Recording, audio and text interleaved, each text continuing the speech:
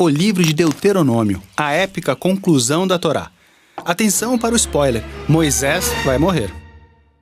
Para poder entender esse livro, precisamos lembrar o que ocorreu até agora. Israel escapou da escravidão no Egito e logo depois passaram um ano no Monte Sinai. E foi lá onde eles fizeram uma aliança com Deus para obedecer a uma série de leis. Depois eles vagam pelo deserto por 40 anos antes de chegarem ao Rio Jordão, que está do outro lado da terra que Deus prometeu a eles. Eles estão prontos para entrar, e é aqui que o livro de Deuteronômio começa. Esse livro é, na realidade, um discurso. Moisés profere suas últimas palavras para motivar a nova geração de Israel que está prestes a entrar na terra. O discurso divide-se em 3 grandes sessões. Moisés começa a primeira parte do discurso com um tom sério, pois ele está destacando a resistência e a rebelião de Israel nos últimos 40 anos.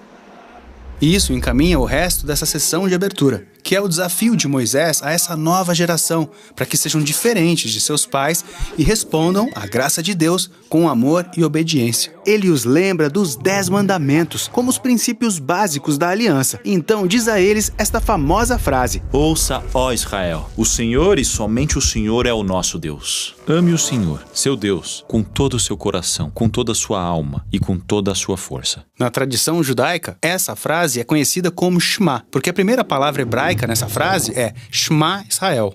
Ela se tornou uma oração muito importante no judaísmo, dita 2 vezes ao dia.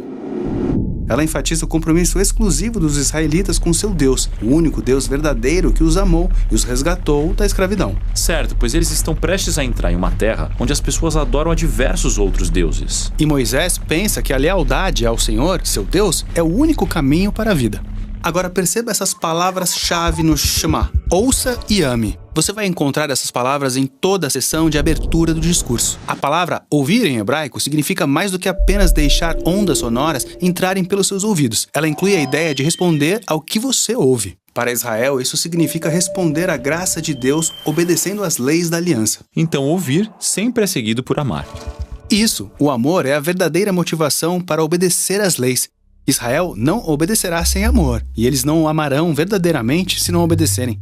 Ao longo de todo o livro, há uma forte conexão entre amar e ouvir. Moisés diz que, se eles ouvirem e amarem, cumprirão seu chamado original como a família de Abraão, mostrar a todas as nações a sabedoria e a justiça de Deus, e assim se tornar uma bênção para todos eles. A segunda grande seção em Deuteronômio é um conjunto grande de leis e mandamentos. É daí que o livro recebe o seu primeiro nome. Deuteronômio significa uma segunda lei, porque já escutamos anteriormente muitas dessas leis. De fato, na primeira frase do livro, lemos que Moisés está explicando ou esclarecendo a lei. Então, ele está repetindo e expandindo essas leis, tornando-as relevantes para essa nova geração. Há leis sobre como Israel deve adorar a Deus, leis sobre sua estrutura de liderança, leis sobre justiça social e também mais leis sobre adoração. Agora, depois de todas essas leis, Moisés adverte a Israel sobre as consequências de sua obediência ou desobediência, ou, em suas palavras, a bênção ou a maldição.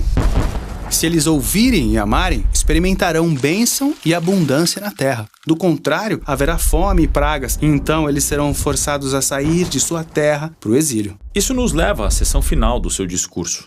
Sim, aqui Moisés diz: eu ponho hoje diante de vocês a vida ou a morte, a bênção ou a maldição, escolham a vida. Mas aí as coisas ficam muito interessantes, porque depois de 40 anos com essas pessoas, Moisés sabe que eles não irão obedecer. Então ele prevê o fracasso do povo e até mesmo o seu futuro exílio da Terra Prometida. Ele foca no que ele pensa ser a verdadeira fonte do problema, seus corações duros e egoístas.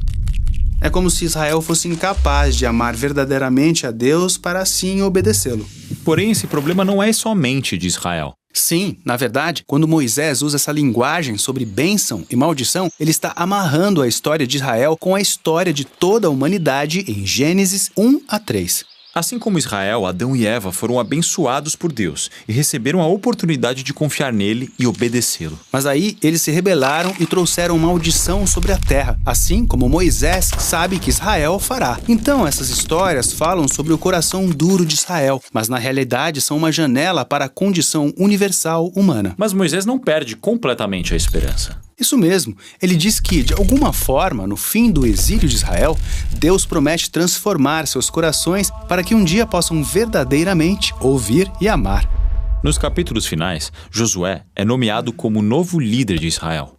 E então Moisés pega todo o código da lei de Israel. Aquele acabou de prever que Israel vai quebrar. Isso mesmo, e ele as coloca dentro da Arca da Aliança. E por fim, escala até o topo da montanha para ver a terra prometida de longe. E então Moisés morre, e é assim que a Torá termina. É um jeito estranho de terminar uma história. Quer dizer, é exatamente no clímax da história. Será que eles vão obedecer às leis e viver fielmente na terra ou não? Bem, a história continua justamente com Josué, o próximo livro da Bíblia. Mas esse é o fim da Torá, e ela termina aqui por um motivo. A Torá foi escrita para aqueles que estão fora da terra ou ainda esperando o cumprimento da promessa de Deus de abençoar o mundo todo. Então, agora, à medida que cada geração lê a Torá, eles são chamados a esperar pelo que Moisés esperava. Um novo e transformado coração que um dia poderá verdadeiramente ouvir e amar.